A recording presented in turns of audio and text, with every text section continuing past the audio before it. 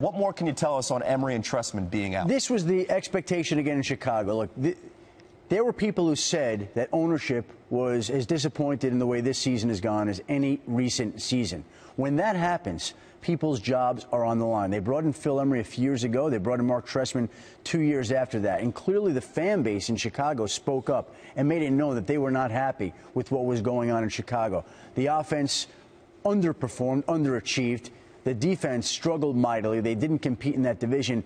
And it was a real setback for this organization that last year looked like it was developing and growing and moving in the right direction. Now the Bears go forward. And now they look for a head coach and a general manager. The first name that's come up as a general manager is somebody in Kansas City who spent some time with the Bears organization in the past, worked for them for about 10 years, Chris Ballard, a young, intelligent general manager who has a good reputation around the league, and he could be in play for the Bears general manager job. If Chris Ballard comes along, he then would help find a new head coach. One of the people you figured he would look at would be Dave Tobe, a special teams coach in Kansas City. But here's a key fact to keep in mind, Kevin.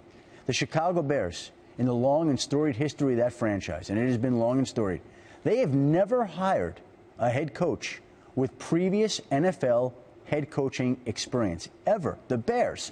It's hard to imagine that nugget in this day and age. Is the nugget this morning. And typically, teams a lot of times will go in directions that they weren't on their previous hire. In other words, if you have a veteran offensive coach, you go young defense. If you had a young defense coach, you go veteran offense. If you had inexperience, you go experience.